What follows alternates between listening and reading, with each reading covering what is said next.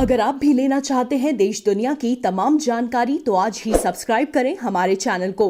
साथ ही नीचे दिए बेल आइकन को जरूर दबाएं ताकि हर अपडेट आप तक पहुंच सके। नमस्कार, प्रभा साक्षी देख रहे हैं आप। आपके साथ मैं हूं अंकित सिंह। बिहार में चुनावी नतीजे आ गए हैं, एनडीए को बहुमत मिल गया है और ऐसे में अब सरकार बनाने की कवायद भी शुरू हो गई है। ये कवायद की शुरुआत तब हुई जब प्रधानमंत्री नरेंद्र मोदी ने धन्यवाद बिहार के दौरान ये साफ तौर पे कह दिया कि बिहार में एनडीए का नेतृत्व नीतीश कुमार ही करेंगे। इसके बाद खुद नीतीश कुमार, जो नतीजे आने के बाद खामोश थे, उन्होंने ट्वीट कर बिहार की जनता को एनडीए को बहुमत देने के लिए धन्यवाद तो किया ही, साथ ही साथ प्रधानमंत्री नरेंद्र मोदी का भी धन्यवाद किया। जाहिर सी बात है कि जब तक नरेंद्र मोदी की ओर से नीतीश कुमार को एक बार फिर से नतीजे आने के बाद मुख्यमंत्री नहीं बताया गया, तब तक नीतीश कुमार ने चुप्पी की चादर ओढ़ रखी थी। ये तमाम संभावनाएं तलाशे जा रहे थे कि इसके बाद क्या होगा। नीतीश कुमार की सीटें कम हो गई है, क्या नीतीश कुमार नैतिक जिम्मेदारी लेते हुए मुख्यमंत्री पद नहीं लेंगे। ये तमाम इस तरीके की कयासें उठ रही थी। उधर बीजेपी के कुछ नेता पार्टी का सीएम मांग रहे थे, यानी नीतीश के चेहरे पर उन्हें भरोसा नहीं रहा था। कुछ लोग ऐसे भी कह रहे थे कि बीजेपी को भी पता है कि इस बार बिहार में एंटी इनकन्वेंसी नीतीश के नाम पर था, मोदी के नाम पर एनडीए को जीत मिली है। ऐसे में अब सीएम का कोई दूसरा चेहरा भाजपा को लाना चाहिए।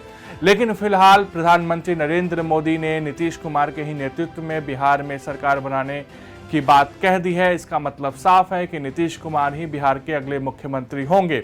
सूत्रों के हवाले से यह दावा किया जा रहा है कि नीतीश कुमार 16 नवंबर को 7वीं बार बिहार के मुख्यमंत्री के रूप में शपथ लेंगे। इसके लिए तैयारियां शुरू की जा चुकी है। अब बस भाजपा के 2 पर्यवेक्षक बिहार पहुंचने वाले हैं और जाहिर सी बात है जल्द ही विधायकों की बैठक होगी। नीतीश कुमार को एनडीए का नेता चुना जाएगा। उसके बाद जो औपचारिकताएं होती है राज्यपाल से मुलाकात की, वो सब पूरी की जाएगी। लेकिन आज नीतीश कुमार ने कहीं ना कहीं से ये बात भी एक तरीके से संकेतों में कह दिया कि वह कमजोर नहीं है। हालांकि परिस्थितियां अब उनके लिए पहले जैसी नहीं है। उनकी पार्टी सिर्फ और सिर्फ 43 सीटें जीती हैं, जबकि भाजपा 74 सीटों के साथ बहुत आगे है उनसे। जाहिर सी बात है पहले की तुलना में अब नीतीश भाजपा के छोटे भाई हो गए हैं। बिहार में अब तक उनकी पार्टी भाजपा की बड़ी भाई हुआ करती थी। एनडीए के रूप में दोनों दल बिहार में कई दफा एक साथ मिलकर चुनाव लड़ चुके हैं। हालांकि 2015 और 2014 के चुनाव में दोनों दल अलग अलग चुनाव लड़े थे। कहीं ना कहीं ये माना जा रहा है कि जिस तरीके से नीतीश कुमार अब मुख्यमंत्री पद संभालेंगे तो भाजपा के केंद्रीय नेतृत्व का उन पर दबाव काफी रहेगा। इसके अलावा वो भाजपा के नेता जो नीतीश कुमार के नेतृत्व को कभी स्वीकार नहीं करते थे, वो और भी मुखर हो सकते हैं, क्योंकि इस बार भाजपा के दम पर नीतीश कुमार सीएम बने हैं। जाहिर सी बात है इसके अलावा प्रशासनिक से लेके तमाम चीजों में भाजपा दखल अंदाजी देगी, क्योंकि इस बार उसकी सीटें ज्यादा है। मंत्रालय में भी मंत्रियों की संख्या भाजपा से ज्यादा होगी, तो परिस्थितियां नीतीश कुमार के लिए बदली हुई होंगी। हालांकि फिलहाल आज जो सरकार बनाने की कवायद शुरू हुई है, उसमें सबसे पहले जीतन राम मांझी अपने 3 और विधायकों के साथ मुख्यमंत्री नीतीश कुमार से मुलाकात की है। इस मुलाकात में कहीं ना कहीं सरकार बनाने की कवायद की ही बात की गई होगी। माना जा रहा है कि नीतीश कुमार अब एक्टिव हो गए हैं, वह मुख्यमंत्री बनेंगे। उनके मन में दिल्ली जाने का फिलहाल कोई इरादा नहीं है। 4 बजे वह पार्टी कार्यालय पहुंचे, अपने विधायकों से मुलाकात की है। अब उन मुलाकातों से क्या निकल कर आया है, यह भी देखने वाली बात होगी। विधायकों के साथ बैठक के बाद नीतीश कुमार ने प्रेस कॉन्फ्रेंस किया। अपने प्रेस कॉन्फ्रेंस में नीतीश कुमार ने एनडीए को बहुमत देने के लिए जनता का धन्यवाद किया। जब नीतीश कुमार से पूछा गया कि वे शपथ कब लेंगे, तब उन्होंने कहा कि अभी इस बारे में कोई फैसला नहीं लिया गया है। इसके अलावा सीएम बनने के नाम पर उन्होंने ये कहा कि मैंने कोई दावा नहीं किया है, जब एनडीए की बैठक होगी तो इस पर तय कर लिया जाएगा। सुनिए। एनडीए की बैठक होगी और उसमें औपचारिक रूप से निर्णय होगा। तो जो बैठक वही बता रहे हैं कि अभी 1-2 दिन के बाद ही ना हो पाएगा। छठ के बाद नहीं, अभी नहीं तय हुआ है।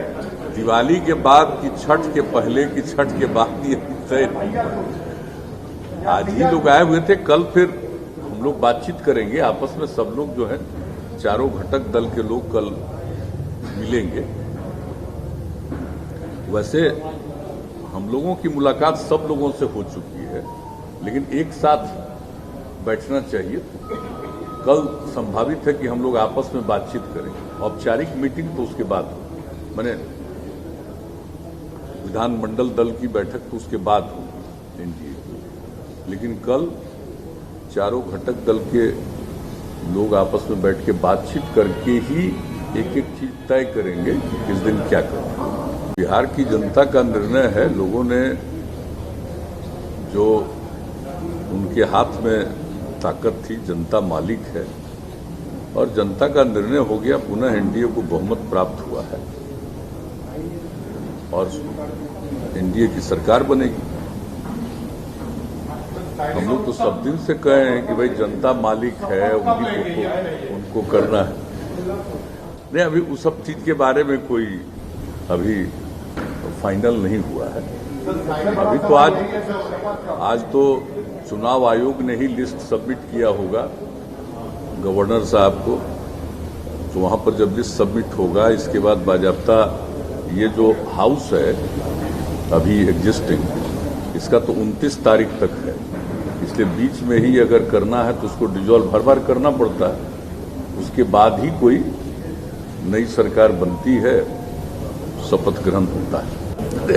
इस तो अब मीटिंग होगी उसके बाद हो ही जाएगा ना। तो हम लोग को क्या करना। एक बात हम बहुत साफ आपको करते हैं कि भाई कोई मेरी तरफ से आपने देखा है कि कभी हम दावा करते हैं, हम कभी करते हैं, हमने तो काम किया और एनडीए का ये निर्णय होता तो जो एनडीए का निर्णय होगा वही ना मान्य होगा, उसमें क्या करते। लेकिन कोई आप हमसे पूछिएगा कि आपका, तो मेरा कोई क्लेम नहीं, मेरा कोई क्लेम नहीं। फिलहाल कहीं ना कहीं नीतीश कुमार के लिए चुनौतियां अभी भी लगातार बढ़ रही हैं, क्योंकि इस बार उनके सामने जो विपक्ष है वह भी मजबूत है। खैर, बिहार में महागठबंधन को हार का सामना करना पड़ा है, जिसके बाद अब मंथन का दौर चल रहा है। गुरुवार को पटना में पूर्व मुख्यमंत्री राबड़ी देवी के आवास पर महागठबंधन के नेताओं का जमावड़ा लगा। इस दौरान सभी दलों के नेताओं ने बैठक में हिस्सा लिया। महागठबंधन की बैठक में राजद नेता तेजस्वी यादव ने सभी नेताओं को संबोधित भी किया। महागठबंधन की बैठक में तेजस्वी यादव को गठबंधन का नेता चुना गया है।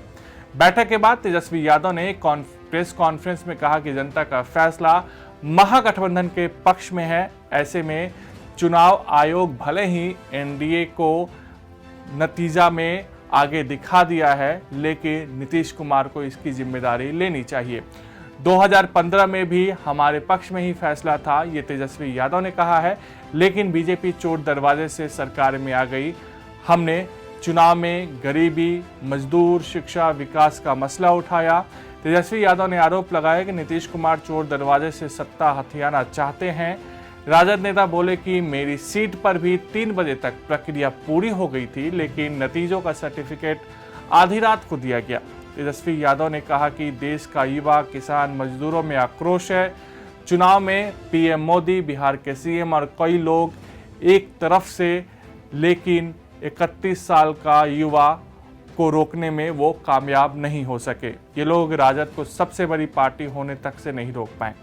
तेजस्वी यादव ने कहा कि आज नीतीश कुमार तीसरे नंबर पर आ गए हैं। बिहार के लोगों ने जो जनादेश दिया है वो बदलाव का है। तेजस्वी यादव ने ऐलान किया कि उनकी ओर से धन्यवाद यात्रा निकाला जाएगा। उन्होंने कहा कि हम कहना चाहते हैं कि सरकार वालों के लिए 4 दिन की चांदनी है।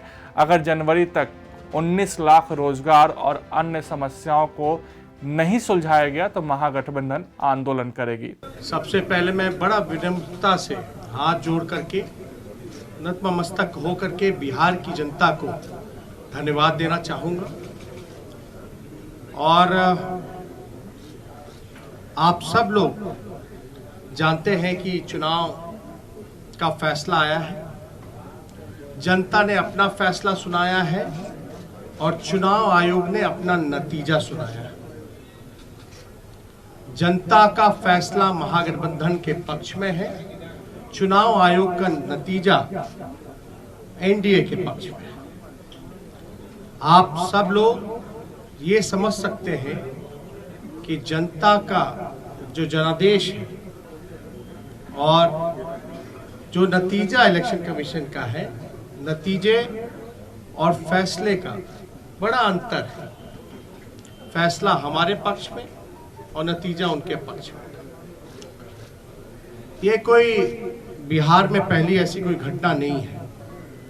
2015 में महागठबंधन जब बना था तो वोट जो है, जनादेश जो है, वो महागठबंधन के पक्ष में था, लेकिन चोर दरवाजे से बीजेपी सरकार में आई। तो ये था बिहार को लेकर हमारा खास कार्यक्रम। कल आपसे फिर मुलाकात होगी, तब तक के लिए नमस्कार।